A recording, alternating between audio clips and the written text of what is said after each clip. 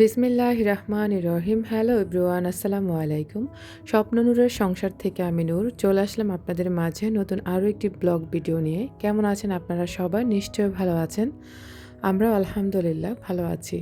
আপনারা অনেকেই আমাকে এত রিকোয়েস্ট করছেন আমি যেন চুলা নিয়ে ডিটেলস একটা ভিডিও বানাই এবং কি প্রতি মাসে আমার কারেন্টের বিল কত আসে টু জেড যেন সব কিছু আপনাদের সাথে শেয়ার করি।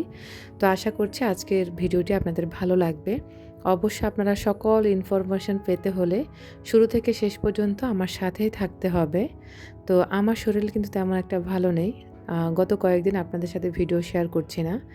একদিক দিয়ে রোজা, আরেক দিক দিয়ে শবে বরাত। তো সব কিছু মিলিয়ে একটু ঝামেলার মধ্যে আছি, অসুস্থ অনেক বেশি। আপনাদের সবার কাছে দোয়া চাই। তো ভিডিওটি অবশ্যই আপনাদের ভালো লাগবে। আপনাদের কাছে রিকোয়েস্ট রইল একটি লাইক দিয়ে ভিডিওটা কন্টিনিউ করুন। চুলার অবস্থা কেমন হয়েছে নিশ্চয়ই আপনারা দেখে বুঝেছেন। তো দেখা গেছে রান্না করতে গেলে ডাল পড়ে, ভাতের মার পড়ে, সব কিছুই পড়ে। তো এগুলো আসলে ইনস্ট্যান্ট কিন্তু ঝটপট ক্লিন করতে হয়। না হলে কিন্তু আপনার চুলাটা কিন্তু টেকসই হবে না। আর এই চুলাতে কিন্তু আমি দেখতে পেলেন ভীমের মাজনি দিয়ে ঘষে কালিগুলো উঠিয়ে নিচ্ছি। তো এমনভাবে ঘষবেন না যেখানে আপনার পুরো শক্তি এই চুলার ভিতরেই থাকবে। মানে কোনো রকম কৌশলে আপনারা এটা পরিষ্কার করবেন আলতো হাতে, যাতে করে চুলার গ্লাসে কিংবা চুলার ভিতরের অংশে আর কি, মানে সার্কেলের ভিতরে যেন কোনো স্পট না পড়ে ওইভাবে আপনারা ক্লিন করতে হবে আলতো হাতে আর কি। তো একটু পানি দিয়ে সাবান দিয়ে ভালো করে একটু হালকা পাতলা ঘষা দিলেই ওই পোড়া দাগগুলো উঠে যায় এবং কি কালো কালো দাগগুলো উঠে যাবে। তো আমি এই যে বেশ কিছুক্ষণ ঘষা মাজা করে 1 মিনিটের মতো ঘষা মাজা করে এই যে কালিগুলো উঠিয়ে ফেলেছি। এগুলো কিন্তু রাতের বেলায় পড়েছিল। তো আমি সকালে চুলাটাকে ক্লিন করে নিচ্ছি। তো আমার এই চুলাটার মধ্যে আমি কি ধরনের পাতিল বসাই সেটাও আজকে আপনাদের সাথে শেয়ার করব। আপনারা অনেকে রিকোয়েস্ট করেন যে আমার এই চুলা ইনফ্রারেড নাকি ইন্ডাকশন। যদিও আমি অসংখ্য ভিডিওতে বলেছি এটা আমার ইনফ্রারেড চুলা, ইন্ডাকশন না। কারণ ইনফ্রারেড চুলার মধ্যে আপনারা সমস্ত সব ধরনের পাতিল বসাতে পারবেন, শুধুমাত্র প্লাস্টিক কিংবা মেলামাইনের বাটি ছাড়া। আমি সবগুলাই ইউজ করে থাকি। তো আশা করি আপনারা দেখতে পাবেন আমি কোন কোন ধরনের পাতিল ইউজ করে থাকি। আর এই যে আমি পুরোটা চুলাকে ক্লিন করে ফেলেছি। অবশ্য প্রতিটা জিনিস কিন্তু আপনাকে অনেক বেশি যত্ন করতে হবে, আর যত্ন করলে কিন্তু রত্ন মেলে। আমি এই চুলাটা কিন্তু পরিষ্কার রাখি সব সময়। শুধু চুলা না, কিচেনের যাবতীয় সব কিছু আমি পরিষ্কার করে রাখতে পছন্দ করি। এই যে চুলাটা ভালো করে পরিষ্কার করে নিয়ে এখন আমি ভাত বসিয়ে দিচ্ছি। আর এই চুলাটা কিন্তু আপনারা অনেক যত্ন করতে হবে। যত্ন ছাড়া কিন্তু কখনো চুলা অনেক দিন টেকসই হবে না। চুলাটা ক্লিন করে এখন আমি ভাত বসিয়ে দিচ্ছি। আর আগে থেকে আমি কিন্তু ইলেকট্রিক কেটলিতে পানি গরম করে নিয়েছি। আমি কিন্তু সম্পূর্ণ রান্না-বান্না সব কিছু আমার কারেন্টের মাধ্যমে চলে। তো অনেকে কারেন্টকে অনেক বেশি ভয় পান, সেটা আমিও ভয় পেতাম, এখনও ভয় পাই। তারপরও সব কিছু আল্লাহর উপর তাওয়াক্কুল করে আমি ব্যবহার করে থাকি। আর আমার হাজব্যান্ড যেহেতু ইলেকট্রিশিয়ান, সে কারণে আমিও একটু সাহস পাই বা ইলেকট্রিক জিনিস ব্যবহার করার ক্ষেত্রে আর কি। আমি রাইস কুকারও ব্যবহার করতাম, কিন্তু রাইস কুকার এখন নষ্ট হয়ে গেছে। এ কারণে আমি এই পাতিলে করে ভাত রান্না করতে হয়। আর এই পাতিলে করে ভাত রান্না করতে গিয়ে আমার হাত পুড়ে গেছে, ওইটা আপনাদের সাথে শেয়ার করিনি। যাই হোক, এখানে আমার আগের দিনের ভাত ছিল, তো আমি চাল দিয়ে ভাত বসিয়ে দিয়েছি। এখন চলুন আপনাদের সাথে শেয়ার করি আমার এই চুলাটার বয়স কত। এটা গত বছর রমজান মাসে আমাদের কেনা হয়েছে। রমজানের আগে কেনা হয়েছে, ঠিক এমন টাইমে কেনা হলো আর কি।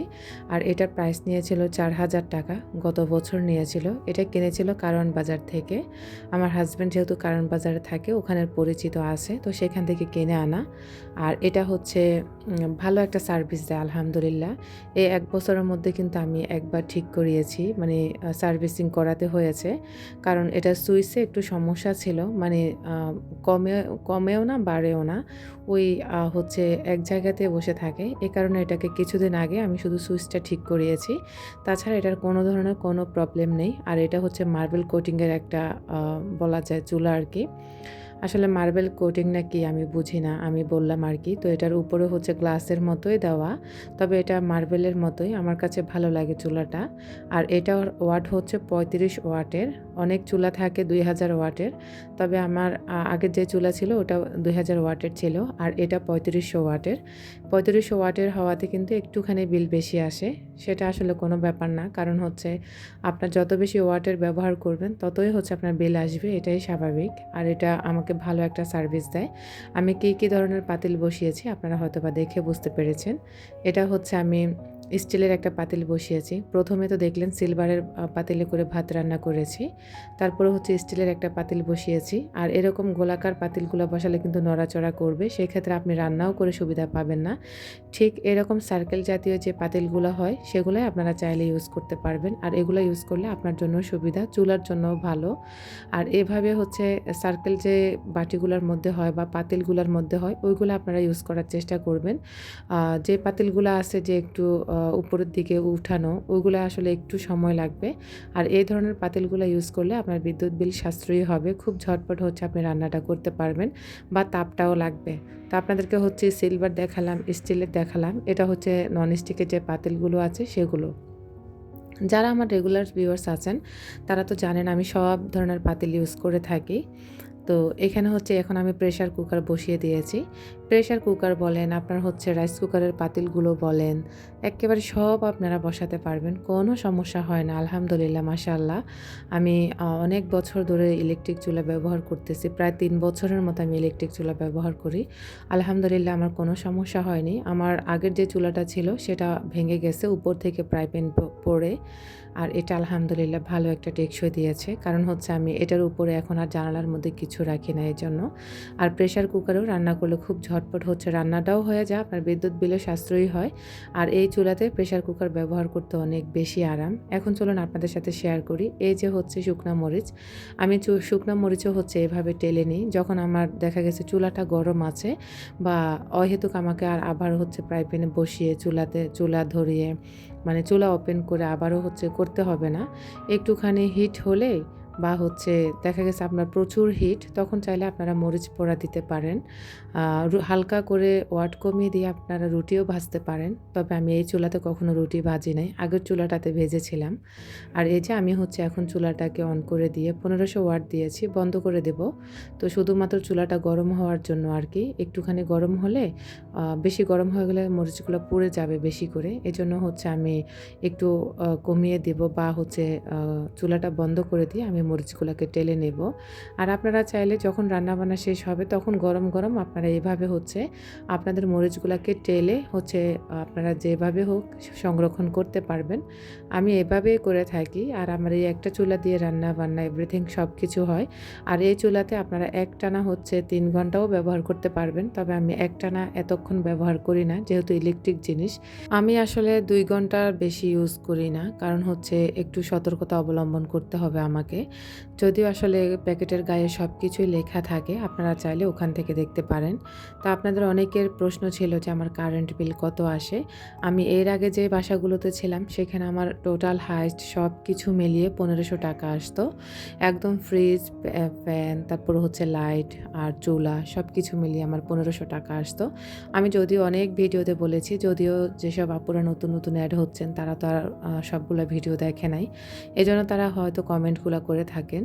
তো আমি যেহেতু এ বাসায় আসছি, এ বাসায় আমি হচ্ছে গত বছর ডিসেম্বরে এসেছি, প্রায় 1 বছর 2 মাস হয়ে গেছে অলরেডি। তো এখনও হচ্ছে আমরা এ বাসাতেই আছি। আর এ বাসাতে হচ্ছে আমার কারেন্ট বিল আসে, গরমকালে আমার 2000-এর বেশিও আসছিল। মানে মেবি 2500ও আসছিল, একদম ফুল গরমের সিজনে আর কি। যেহেতু এখন আমার 2টা রুম হয়েছে, 2টা ফ্যান, যদিও আসলে 2টা ফ্যান প্রতিদিন চলে নাই, একটা ফ্যানই চলতো, আমরা এক রুমে সবাই ঘুমাতাম, তারপরও বিল বেশি এসেছে। আর এখন শীতের সিজন, যেহেতু এখন আসলে 1500 কিংবা হচ্ছে এর বেশি আসে। এই 2 মাসে আমাদের বিলটা একটু বেশি আসছে, একটু 1500-র উপরে চলে আসছে, প্রায় 2000-এর কাছাকাছি এসে পড়েছে। তো আমি যেহেতু সব কিছু চুলাতেই করি, এই জন্য হয়তো বা আসছে। আর দেখা গেছে কিছু মিটারে একটু ইউনিটের হিসাবটা একটু বেশি আসে, বা কোনো মিটারে একটু ইউনিটের হিসাবটা কম আসে। তো এই বাড়িতে দেখলাম একটু ইউনিটের হিসাবটা বেশি আসছে, যাই হোক তারপরেও হয়তো আমাদের চলতে হবে। আর আপনারা হয়তোবা দেখে বুঝেছেন আমি হচ্ছে কী করেছি পুরো চুলার মধ্যে। আশা করি আজকের পর থেকে আপনাদের আর কোনো প্রশ্ন থাকবে না। আমি A to Z সব কিছু শেয়ার করেছি। যাদের ভালো লাগবে অবশ্যই লাইক, কমেন্ট, শেয়ার করতে ভুলবেন না। আপনার একটা শেয়ারে কিন্তু আরও একজন আপু দেখতে পাবে বা তারাও বুঝতে পারবে। অনেকেই আছেন হচ্ছে একটা চুলা কেনার জন্য অপেক্ষা করছেন বা পুরো ইনফরমেশন পাওয়ার জন্য বা জানার জন্য চুলাটা কিনতেও পারে না। তো আমার চ্যানেলে রাইস কুকার সংক্রান্ত কয়েকটা ভিডিও আছে। আপনারা চাইলে ওখান থেকেও আমার ভিডিও দেখতে পারেন। কারেন্টের চুলার ব্যাপারেও আমার ভিডিও দেওয়া আছে। আমার আগের যে ভিডিওগুলো আছে চ্যানেলের একটু শুরুতে গেলে আপনারা দেখতে পাবেন যে আমি অসংখ্য ভিডিও তৈরি করেছিলাম এই ব্যাপারে। যদিও ওই ভিডিওগুলো এখন আমি মেক করি না। আপুদের এত রিকোয়েস্ট আমি যেন এই ভিডিওগুলো মেক করে আপুদের সাথে শেয়ার করি। এই কারণেও এই চুলা সম্পর্কে হচ্ছে আমি সব কিছু ডিটেলসে বলে দিয়েছি। আর এই যে আমি এখন ওই যে মরিচগুলা টেলে নিয়েছিলাম, ওই মরিচগুলাকে আমি এখন হচ্ছে ফ্লেক্স করে নিয়েছি। আসলে চাইলে আপনারা মরিচগুলাকে আরেকটু লাল করতে পারেন। আমারগুলা একটু বেশি ব্ল্যাক হয়ে গেছে বা একটু পুড়ে গেছে। তো আরেকটু লাল, লাল টাইপের হলে ফ্লেক্স একটু দেখতে ভালো লাগে বা খেতেও ভালো হবে। তো এই যে আমি হচ্ছে এভাবে করে একটা কাঁচের জারে ভরে নিয়েছি। আশা করছি আজকের ভিডিওটি আপনাদের অনেক, অনেক উপকারে আসবে। আজকের মতো এখানেই বিদায় নিচ্ছি। দেখা হবে নতুন কোনো ভিডিওতে। আল্লাহ হাফেজ। আসসালামু আলাইকুম।